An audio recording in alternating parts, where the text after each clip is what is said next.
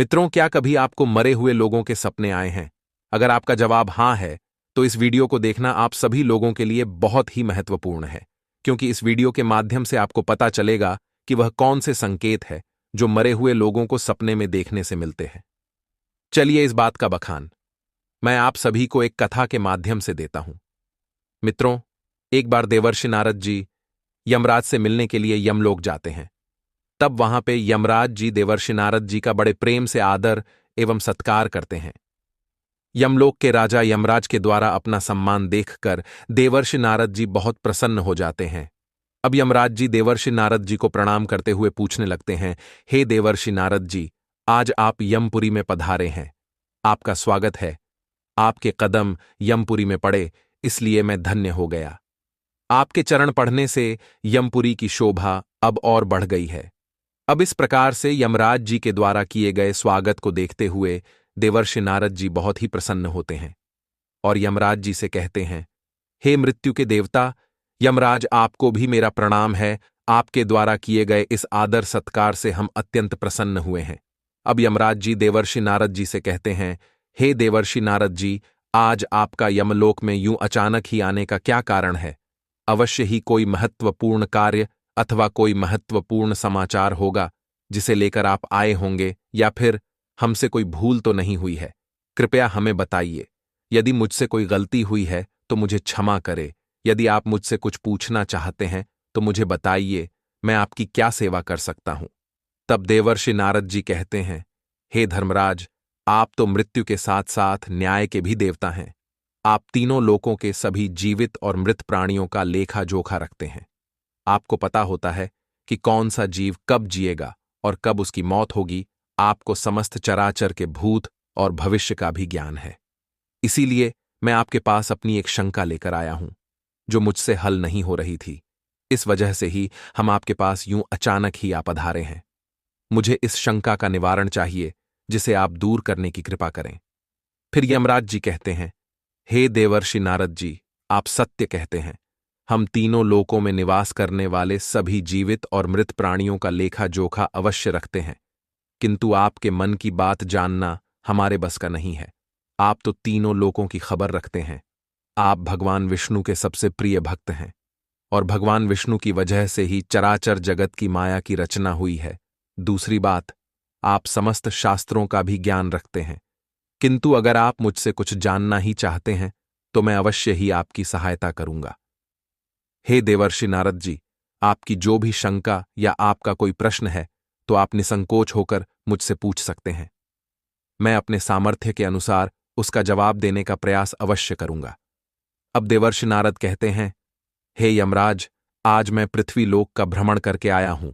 मैंने पिशाच, प्रेत, कुष्मांड, वेताल, चुड़ैल, पिशाचिनी आदि प्रकार की कई विचित्र चीजें देखी हैं जो जंगल में निवास करती है।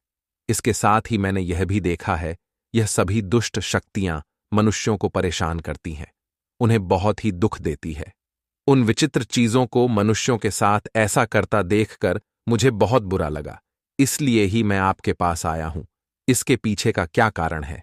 यह सभी बुरी शक्तियां मनुष्यों को क्यों परेशान करती हैं? इसके साथ ही मेरे मन में एक प्रश्न और है कि मनुष्य कई बार अपने सपने में अपने पूर्वजों को देख लेते हैं, तो इसके पीछे का क्या कारण है? सपने में मरे हुए लोग दिखाई देने का क्या कारण है? इससे मनुष्य को कौन से संकेत मिलते हैं?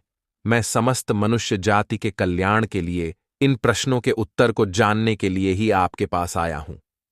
देवर्षि नारद जी के प्रश्न सुनकर यमराज जी कहते हैं, हे देवर्षि नारद जी, आपने समस्त मानव जाति के कल्याण के लिए उचित ही प्रश्न किए हैं। मैं आपको इन सभी प्रश्नों के उत्तर देता हूं, किंतु उससे पहले मैं आपको एक अत्यंत पवित्र कथा सुनाता हूं। इस कथा में आपको आपके सभी प्रश्नों के उत्तर मिल जाएंगे। आप इस कथा को ध्यान से अवश्य सुने। जो भी मनुष्य इस कथा का श्रवण करता है, मैं उसके 16 अपराध माफ करता हूं। तब देवर्षि नारद जी कहते हैं, हे धर्मराज, आप मुझे वह महान कथा सुनाइए। मैं इसे ध्यान से अवश्य सुनूंगा। अब यमराज जी देवर्षि नारद जी को कथा सुनाते हुए कहते हैं कि हे देवर्षि नारद जी, एक समय की बात है। मध्य देश में एक अत्यंत शोभायमान नगरी थी, जहां पर एक सेठ अपने 5 भाइयों के साथ निवास करता था। सेठ और उसके सभी भाइयों का विवाह हो चुका था और सभी बड़े प्रेम के साथ एक दूसरे के साथ रहते थे। सेठ के पास किसी भी चीज की कोई कमी नहीं थी। सेठ और उसके भाई बहुत मेहनती थे। वह सभी मिलजुल कर व्यापार और खेती करते थे। पूरे नगर में सेठ के जितना धनवान और कोई नहीं था। यह सारी संपत्ति सेठ को उसके पूर्वजों से ही प्राप्त हुई थी। सेठ के पूर्वज महादानी और दयावान थे। वे सभी दान धर्म तथा अनेक प्रकार के यज्ञ हवन आदि धार्मिक कार्य किया करते थे, जिससे उनके घर में यश और कीर्ति फैली हुई थी। किंतु वह सेठ बहुत ही कंजूस स्वभाव का था। वह धन का लोभी था। उसके अंदर उसके ही पूर्वजों के लक्षण नहीं थे। सेठ न दान धर्म करता था और ना ही यज्ञ और ना ही हवन आदि कार्य करता था। सेठ ने धन तो बहुत इकट्ठा किया था, किंतु उसने कभी अपने धन का सदुपयोग नहीं किया। उसने कभी किसी को फूटी कौड़ी भी दान में नहीं दी और ना ही उसने कभी किसी दूसरे को भोजन कराया। उस सेठ के पूर्वज तो मंदिरों में भंडारा भी किया करते थे, गरीबों को वस्त्र तथा अन्न का दान किया करते थे। लेकिन सेठ ने अपने पूर्वजों का कभी अनुसरण नहीं किया। वह हमेशा ही धन कमाने में और धन का संचय करने में लगा रहता था, जिससे उसके पास बहुत सारी धन संपत्ति तो हो गई थी, लेकिन उसके पूर्वज उससे बहुत दुखी और नाराज हो गए थे। सेठ के पूर्वजों को अपने पुत्र का व्यवहार ठीक नहीं लगता था।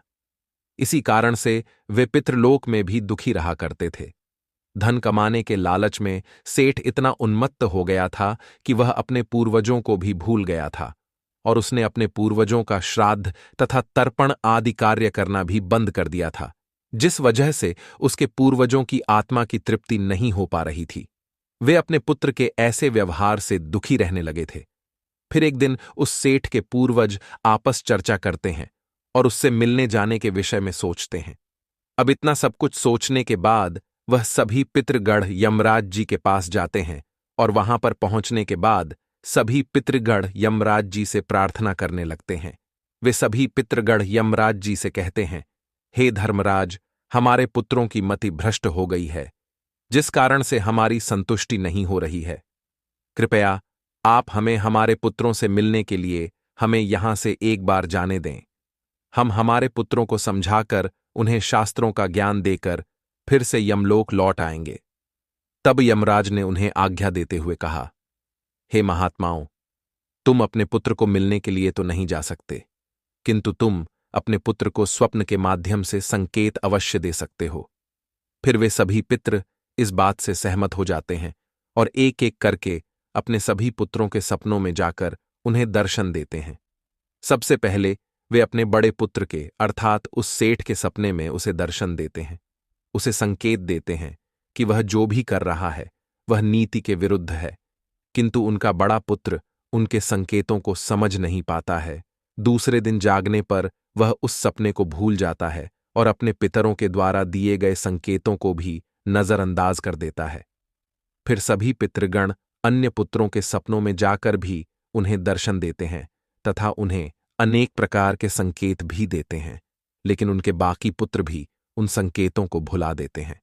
कोई भी अपने पूर्वजों के द्वारा बताए हुए संकेतों को समझ ही नहीं पाता है, जिससे सभी पितृगण अत्यंत दुखी और नाराज हो जाते हैं।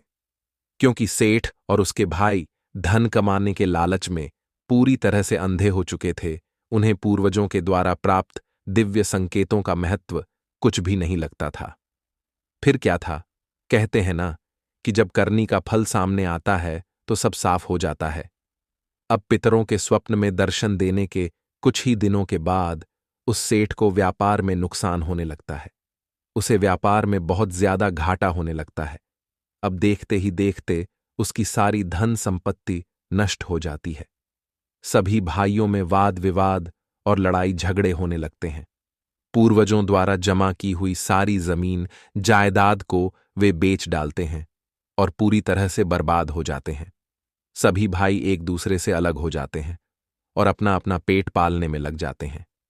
उधर स्वर्गलोक में पितरों को अपने पुत्रों की ऐसी दुर्गति देखकर बहुत पीड़ा होने लगती है।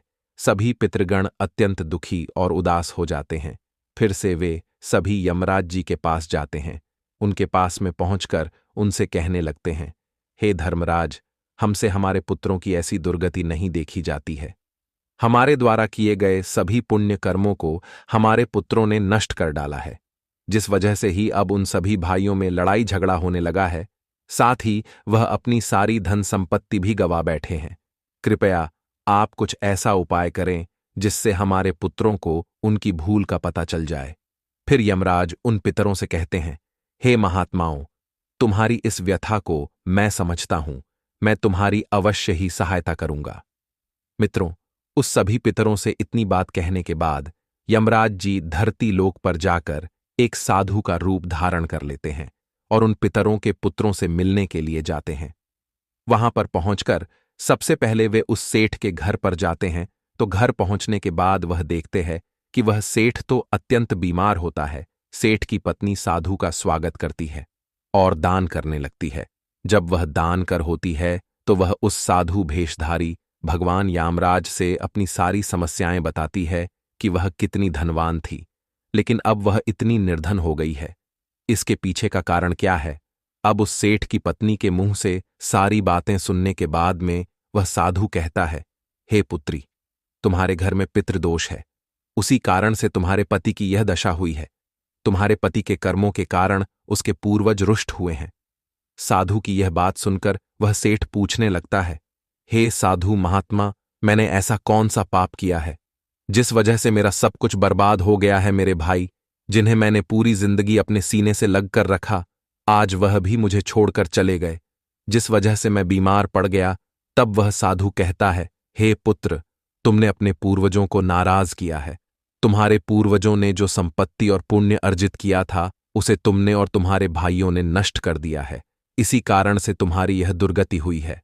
तुम्हारे पूर्वजों ने सपने में आकर तुम्हें कई बार महत्वपूर्ण संकेत दिए थे, किंतु तुमने उन संकेतों को दुर्लक्ष्य कर दिया और अपने पूर्वजों को अपमानित किया है। यही कारण है कि तुम्हारा सारा वैभव नष्ट हो चुका है। इस प्रकार से उस साधु के द्वारा बताने पर उस सेठ को सब कुछ पता चल जाता है कि ऐसा किस वजह से हो रहा है। तब उसे याद आता है कि उसके सपने में उसके पूर्वजों ने उसे दर्शन दिए थे। वह सेठ उस साधु से कहता है, हे साधु महात्मा, आप सत्य कह रहे हैं। हमारे पूर्वजों ने हमें सपने में दर्शन अवश्य दिए थे, किंतु मैं उनके द्वारा दिए गए संकेतों को समझ नहीं पाया। मुझे सिर्फ वह एक स्वप्न ही लगा। इस वजह से मैंने अपने उस सपने पे ध्यान नहीं दिया। कृपया आप मुझे सपने में पूर्वजों को सपने में देखने पर क्या संकेत मिलते हैं, इस बारे में बताइए। फिर वह साधु कहते हैं, हे पुत्र, अब तुम ध्यान से सुनो। सपने में पूर्वज दिखाई देने पर वह कौन से संकेत मिलते हैं, मैं उन्हीं मिलने वाले संकेतों के बारे में तुमको बताता हूं। तब वह साधु भेषधारी यमराज जी कहते हैं, हे पुत्र, यदि पितरों का उद्धार नहीं होता है तो वे प्रेत योनि में ही मृत्युलोक पर भटक रहे होते हैं। वे भूख प्यास से व्याकुल होकर अपने परिवारजनों के घर में प्रवेश करते हैं। यदि सपने में घोड़ा, हाथी, बैल अथवा मनुष्य का विकृत रूप दिखाई पड़े तो समझ जाना चाहिए कि पितृगण अपने पुत्रों के व्यवहार से बहुत ही ज्यादा दुखी है। जो मनुष्य पशु पक्षियों को अन्न का दान नहीं करता है तो उसके पितृ अत्यंत दुखी होकर पशुओं का रूप धारण करके सपने में दर्शन देते हैं। यदि किसी को कोई ऐसा सपना आता है जिसमें कोई पशु अथवा जानवर मनुष्य की वाणी में बोलता हुआ दिखाई देता है, अथवा कुत्ता, बैल, गाय आदि प्राणी मनुष्य की तरह बातें करते हुए दिखाई पड़ते हैं, तो इसका यह अर्थ होता है कि मनुष्य के पितृ उससे अत्यंत रुष्ट है। ऐसे मनुष्य को भविष्य में भयंकर अपमान का सामना करना पड़ सकता है। ऐसे मनुष्य के जीवन में क्लेश होता है। उसके भाई बंधु पशुओं की भांति युद्ध करने लगते हैं। अब वह साधु भेषधारी यमराज जी कहते हैं, यदि सपने में मृत परिजन कुछ मांगते हुए दिखाई देते हैं तो इस स्वप्न को मनुष्य को कभी दुर्लक्ष्य नहीं करना चाहिए। ऐसे सपनों का यह अर्थ है कि उस मनुष्य के पूर्वज असंतुष्ट है, उनकी पितृलोक में तृप्ति नहीं हो रही है। जिस मनुष्य को सपने में उसके मृत पूर्वज कुछ मांगते हुए दिखाई पड़ते हैं तो उस मनुष्य का सारा अन्न भंडार समाप्त हो जाता है। वह घोर दरिद्रता में पड़ जाता है, वह भिखारी बन जाता है। इसीलिए उस मनुष्य को तुरंत ही अन्न का दान करके अपने मृत पूर्वजों को संतुष्ट करना चाहिए। यदि सपने में पूर्वज क्रोधी अवस्था में दिखाई देते हैं तो उस मनुष्य के पूर्वज उसके कार्यों से संतुष्ट नहीं है। वह मनुष्य जो भी कार्य अथवा व्यापार कर रहा है, उसे उस व्यापार में नुकसान अवश्य उठाना पड़ता है। उसके द्वारा किए गए सभी कार्य व्यर्थ हो जाते हैं और उसका कोई फल उसे प्राप्त नहीं होता है। यदि सपने में पूर्वज दिखाई पड़ने के बाद ही अचानक से अदृश्य हो जाते हैं, तो आने वाले समय में उस मनुष्य पर कोई बड़ा संकट आने वाला है, ऐसा समझना लेना चाहिए। यदि सपने में कोई मनुष्य अपने मृत परिजनों को रोता हुआ देखता है, तो उसके पूर्वज उसे यह संकेत दे रहे हैं कि उसे भविष्य में नुकसान उठाना पड़ सकता है, उसका सारा धन वैभव नष्ट हो सकता है और उसे भयंकर दरिद्रता का सामना करना पड़ सकता है। आने वाले संकट की घड़ी को देखकर पूर्वज सपने में रोते हुए दिखाई पड़ते हैं। यदि सपने में पूर्वज गंदे और मैले वस्त्र पहने हुए दिखाई देते हैं, तो निश्चित ही उस मनुष्य का सारा धन नष्ट हो जाएगा, वह धनहीन हो जाएगा। अब वह साधु कहता है, हे पुत्र, यदि तुम्हें भी इस प्रकार के सपने दिखाई पड़े हैं, तो तुम्हें अपने पूर्वजों को प्रसन्न करने के लिए दान, धर्म, तर्पण, श्राद्ध आदि कर्म करने चाहिए, जिससे तुम्हारे सभी कष्ट दूर होंगे। उस साधु की यह बात सुनकर उस सेठ को अपनी गलती का एहसास हो जाता है और वह तुरंत ही अपने भाइयों के पास जाता है और उन्हें साधु के द्वारा बताई हुई बात बता देता है। फिर सभी भाइयों को समझ में आ जाता है कि उनके पूर्वज उन्हें सपने में आकर संकेत दे रहे थे और वे उनके द्वारा दिए गए संकेतों को समझ नहीं पाए। इस वजह से ही उनका ये हाल हुआ है। फिर वे सभी भाई मिलकर नदी के तट पर जाते हैं और अपने पूर्वजों के लिए श्राद्ध, तर्पण, दान, धर्म आदि कार्य करते हैं और अपने पितरों को संतुष्ट करते हैं। फिर एक दिन उनके पूर्वज उनके सपने में आकर उन्हें दर्शन देते हैं और उन्हें नाना प्रकार के संकेत देते हैं। अब इधर यमराज नारद जी से कहते हैं, हे देवर्षि नारद जी, जब मनुष्य के पूर्वज संतुष्ट हो जाते हैं, तब मनुष्यों को अनेक प्रकार के संकेत प्राप्त होते हैं। यदि सपने में मृत परिजन सिर पर हाथ फिराते हुए दिखाई देते हैं, तो इस सपने का अर्थ यह है कि वे बहुत अधिक प्रसन्न हैं। पूर्वज यह संकेत दे रहे हैं कि उस मनुष्य के जीवन में कुछ बहुत ही अच्छा होने वाला है। यदि पूर्वज मनुष्य की ओर हाथ बढ़ाते हुए दिखाई देते हैं, तो पूर्वज यह संकेत दे रहे हैं कि मनुष्य जो भी काम कर रहे हैं, उससे वे संतुष्ट हैं और उसे उस कार्य में अवश्य ही सफलता प्राप्त होगी। यदि सपने में पूर्वज स्वस्थ दिखाई देते हैं, उनके मुखमंडल पर तेज दिखाई देता है और उनके वस्त्र चमकीले और सफेद रंग के होते हैं, तो उन पितरों को मुक्ति मिल चुकी होती है। ऐसा सभी को समझना जाना चाहिए। अगर सपने में पूर्वज दूर आकाश में बादलों पर बैठे हुए दिखाई देते हैं, तो यह शुभ संकेत है। मनुष्य के पूर्वज अत्यंत प्रसन्न है और उसे आशीर्वाद दे रहे हैं। इस प्रकार से उन सभी भाइयों को पूर्वजों के द्वारा शुभ संकेत प्राप्त होते हैं और उनका खोया हुआ सारा धन और संपत्ति उन्हें वापस मिल जाता है और सभी भाई मिलजुल कर एक साथ रहने लगते हैं और सुखपूर्वक अपना जीवन व्यतीत करके दिव्य विमानों में बैठकर पितृलोक चले जाते हैं। अब देवर्षि नारद जी कहते हैं, हे मृत्यु के देवता, आज आपने मुझे इस बात को बताकर सच में मेरा और धरती लोक पर रहने वाले सभी मनुष्यों का उद्धार कर दिया है। तो मित्रों, इस प्रकार से यमराज जी ने देवर्षि नारद को पितरों के द्वारा मिलने वाले संकेतों के बारे में बताया है। मित्रों, आशा करते हैं कि आपको हमारा यह वीडियो पसंद आया होगा। अगर आपको हमारा यह वीडियो पसंद आया है, तो इस वीडियो को लाइक अवश्य करें। साथ ही अगर आप सभी लोग हमारे चैनल पर नए हैं, तो हमारे चैनल को सब्सक्राइब करके हमारे चैनल के सदस्य अवश्य बनें और हो सके तो इस वीडियो को ज्यादा से ज्यादा लोगों में शेयर करें ताकि उन्हें भी इस विषय में पता चले। साथ ही इस वीडियो के अंदर जय श्री कृष्णा कमेंट करना ना भूले। बाकी मित्रों, आज की वीडियो में बस इतना ही। मिलते हैं अगले वीडियो में। आप